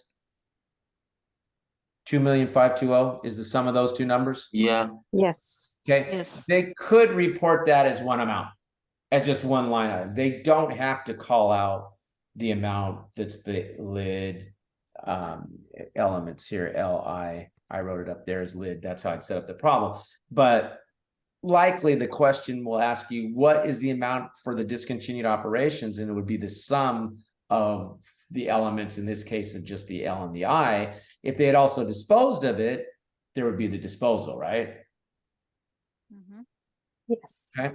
Yes. Okay, good. Then what? Then we go into year two. Okay. And they told us that they continued to operate what? For 6 months, losing 200,000 a year. Net of tax, that's what? 120,000. So that's going to be what? That's that 120,000 they're showing there. And then they tell us that they disposed of it for what? Ultimately, they disposed of it for, I believe, 2 million. And we had written it down to 2.2, hadn't we? It was up at 4. We credited it for 1.8. So now if I go back to that little T kind of drew up there, it's now being carried at 2.2. Mm-hmm. So 2.2 versus what? And it could be a gain or a loss on the disposal. Okay. But the 2.2 versus the 2 means we have a $200,000 loss on disposal. Net of tax is 120. And so, sorry, guys. I showed you the wrong number there. The 1,200,000 net of tax is 720. And then this 200,000, which is the loss on disposal times 60% is the 120. Sorry, got a little ahead of myself there, right? Hello? Yes. Can Yes. I was operating it for 6 months, $200,000 loss a month. That's 1.2 for the 6 months. 1.2 for the 6 months net of tax, 60% times 1.2 is 720. Right? Loss on disposal, that's the Ellen lid. I mean, loss from operation. Transportation. That's the Ellen lid. And then what? And then we had loss on disposal, which was the difference between the book value, what we all ultimately sold it for, 200,000. Mm-hmm. 6 is 120,000. Right? Yes. Why do I still see looks of confusion? Is there a question on that?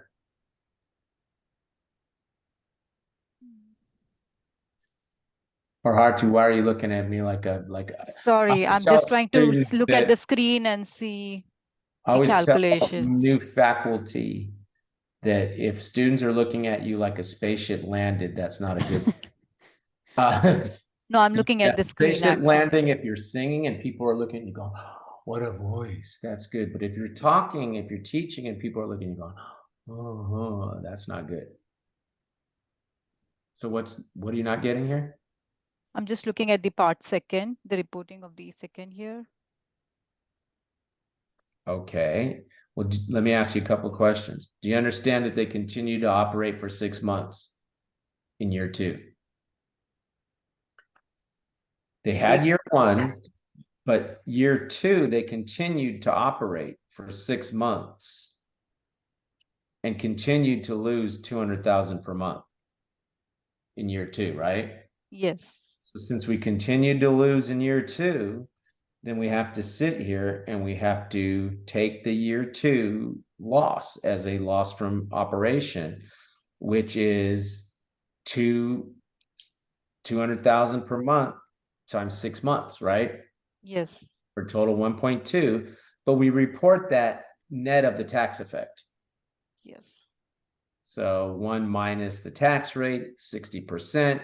Net of tax, that has an effect of 720. Mm-hmm. That's that number. That's the D. Okay, maybe I should write it down here. That's the loss. Oh, God, I keep doing it. That's the L, L, that's the what I'm loss like, from okay. operation. Okay. And Right. And then they disposed of it for less than the carrying value, right? yes, It's a loss on disposal. That's the 200,000 times 200,000. 1 minus the tax rate, 120. That's the D. Yes, got it. Okay. Okay. Okay, good. Now, one thing, they could report this total as one amount, but the loss on disposal, okay, must be disclosed.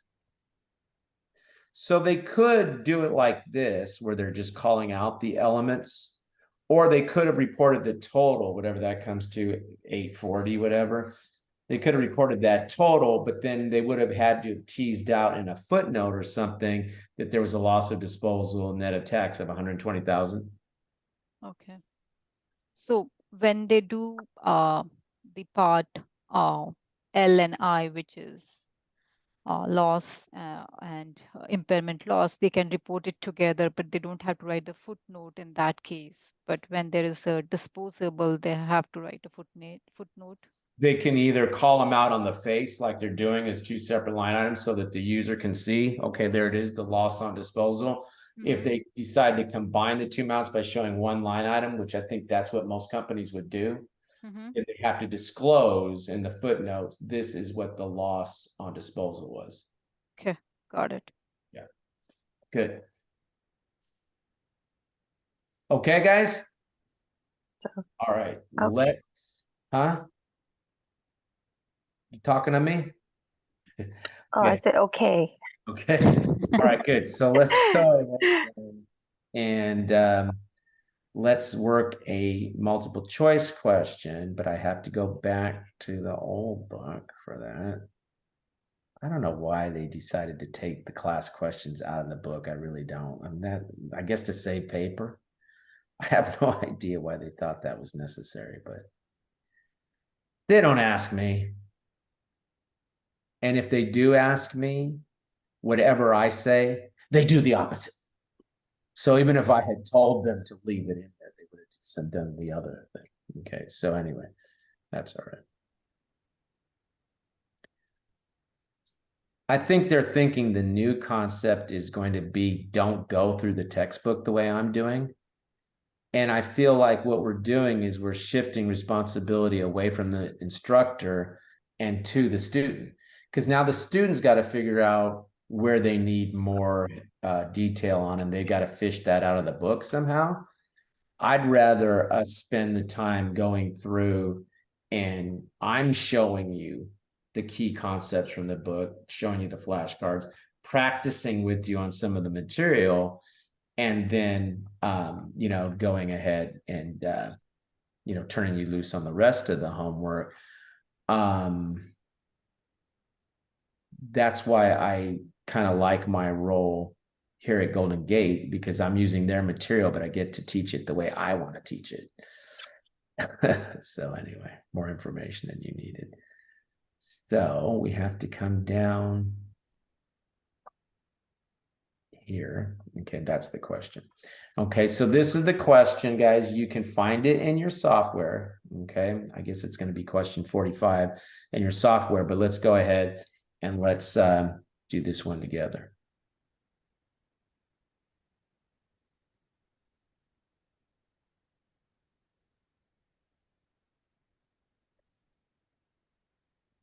When I say together, you do it, and then I'll give you 3 minutes for a question like this. Okay, and then we'll go through it together.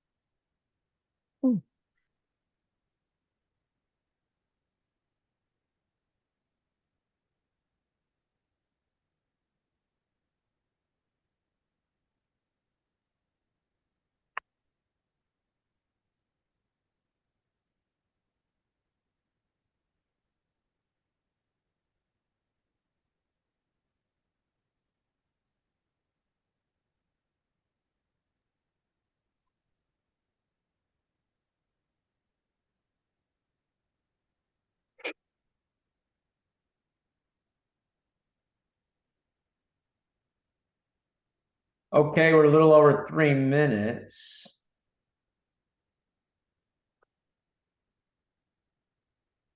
There comes some choices pouring in at the end. I feel like it's election night here, and they're finally putting in the mail-in ballots or something. Okay. All right. So looks like everybody had a choice on this. And okay, 75% in class is sort of what I strive for. But by the same token, I think this should have been more like a 90% correct, or maybe even 100%. Okay. But let's go ahead and let's take a look at this one together. Now, they tell me that during January year 3, Doe Corp agreed to sell the asset and product line of its heart division. The decision represents a major strategic shift, blah, blah, blah, telling us it's going to be discontinued operations. Okay. And they say for Doe, the sale was completed on January 15th, year 4, and resulted on a gain of disposal of 900,000.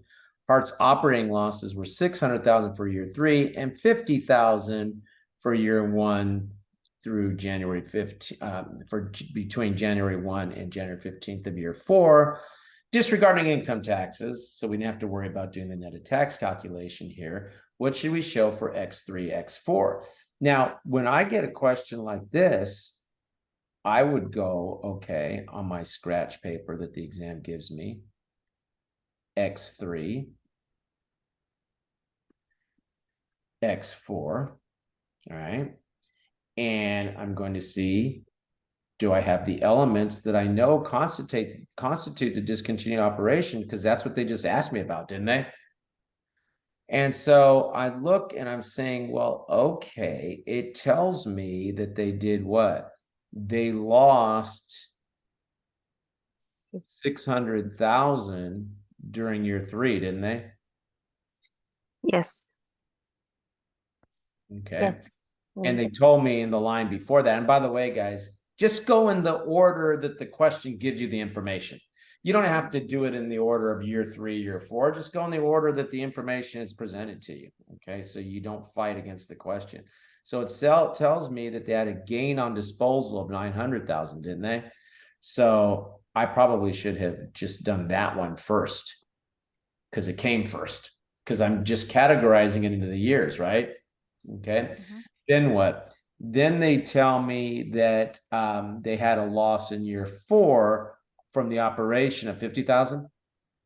Yes. Yes. So apparently there was no impairment consideration for this, and there doesn't have to be. You don't have to have impairment. Okay. So if that's the case for X3, it's what? 600,000 loss. And for X4, it's a net gain of 850. Yes. Yes. What's that? Choice C? Yes. Okay. Now, I gave you 3 minutes to work that question. On the CPA exam, the most time you should ever spend on one multiple choice question is 3 minutes. No more than 3 minutes. The exam will let you spend 4 hours on one multiple choice question. So it's not like it's going to cut you off. You have to time yourself. Okay. And 3 minutes will be ample time to work a question that maybe has a couple years calculations. On average, you should be working questions at 1.5 minutes. So that means that there are some questions which you're going to work in 1 minute, 30 seconds. Other questions might take you 3 minutes, but no question will ever take you more than 3 minutes. You spend 3 minutes on a question, and guys, you know that feeling. You know when the hum of the lights is louder than your thoughts on a question. That's the time to stop. Don't and make your best choice. Don't keep wasting time throwing good time after bad questions. Professor, I have a question. So when you give CPA exams, can you come back to the question what you don't know the You answer? can within a module. So if you're in module, I'm calling module testlet. If you're within testlet 1 and you have, I think it's 36 questions per testlet or 33 questions per testlet for FAR. So you're in that first testlet and you're on questions 19 and you're having trouble with question 19. So you mark question 19. Okay. And then you keep going and you get to question 30, whatever I said, 33 or whatever it is. And you're like, okay, I'm done. I'm ready to close out that testlet. I have a little cushion of time. Let me go back and look at that question 19 that I marked, and you could look at it again. Okay. Oh, I got it. Dude, now I feel better about that. Once you leave that testlet, you cannot come back to any question that testlet. So Got you it. can move amongst questions in the testlet, but once you submit that testlet, then you're in that next testlet and it won't let you go back to testlet 1. So how many testlets are there? There are 2 multiple choice testlets, and then there are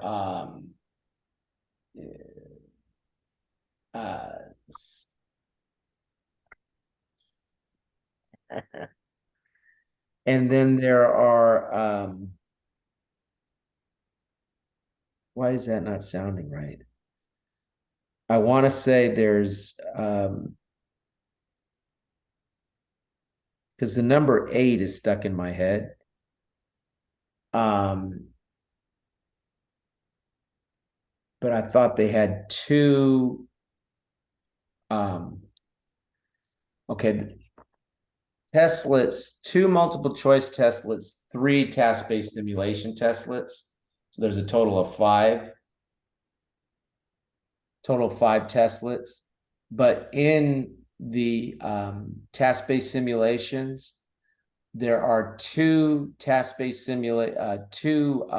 tasks in the task-based simulation, first task-based simulation testlet, and then 3 and 3 in testlet 4 and 5. Okay, so 5 testlets, testlet 1, testlet 2 are multiple choice testlets. And there's 33 multiple choice questions in each one of those testlets. And then you have testlet 3, and in there are 2 tasks. Okay, so these are multiple choice testlets.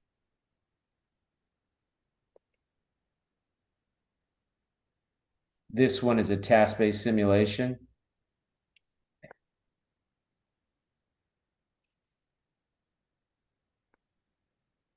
Come on.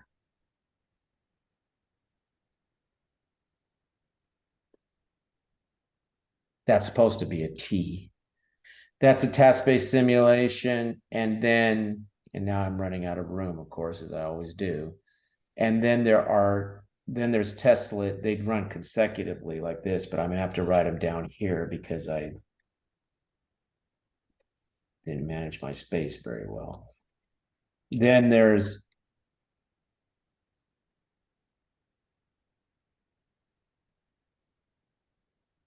the computer's driving me nuts. It won't write.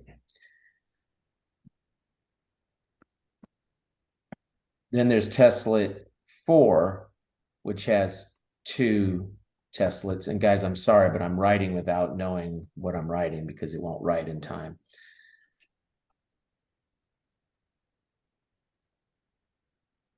There's 2 tasks, I should say.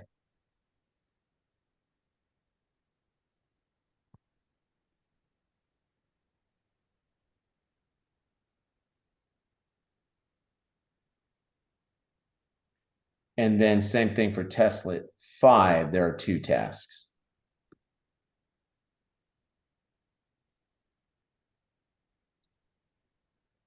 Actually, there's 3 tasks.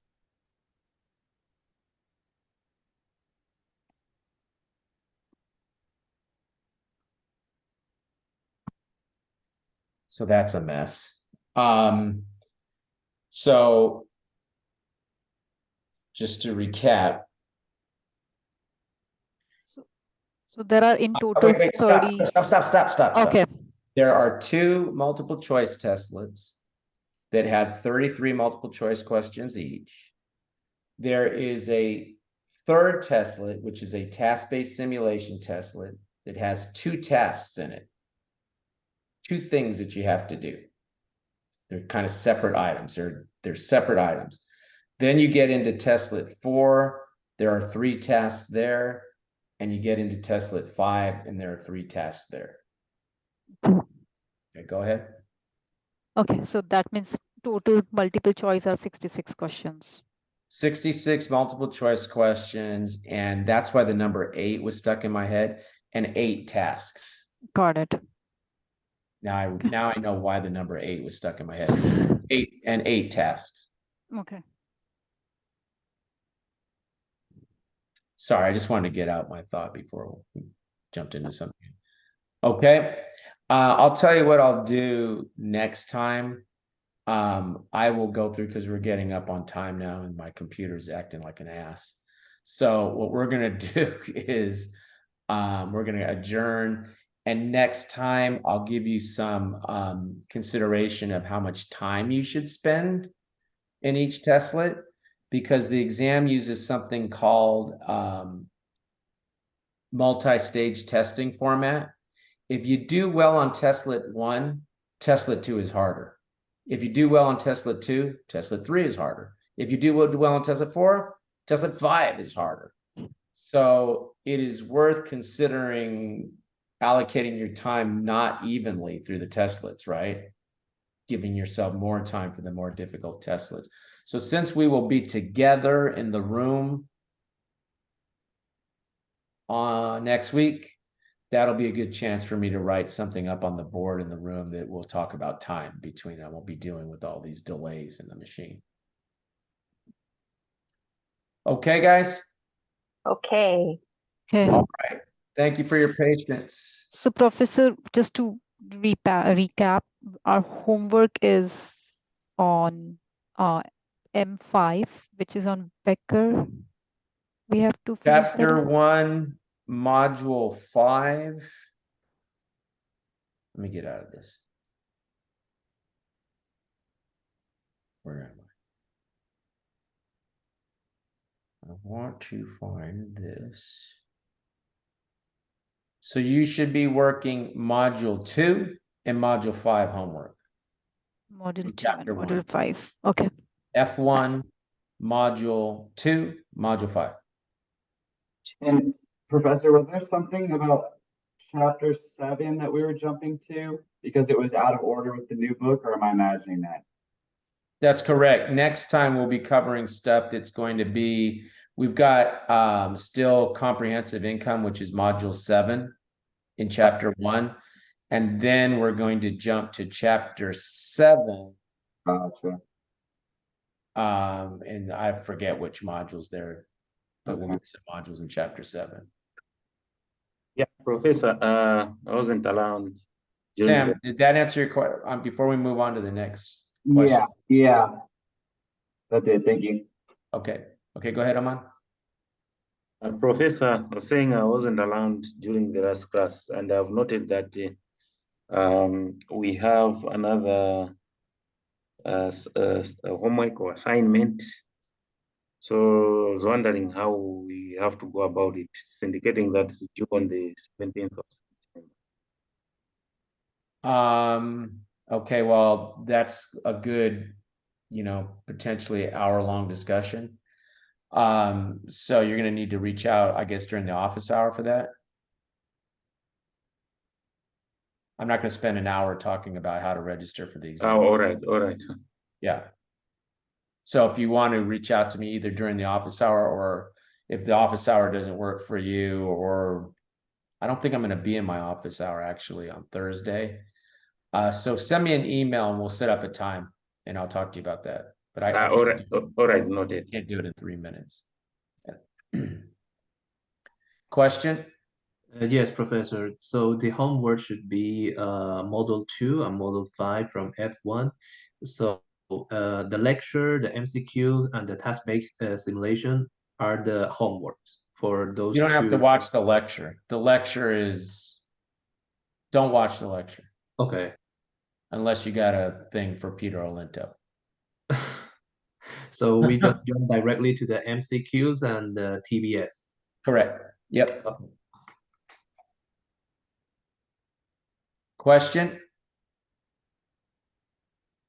You know, Linto's not even with Becker anymore, so it's kind of silly. I said that they insist on leaving him in the lectures, but then he's not with the company anymore. So politics.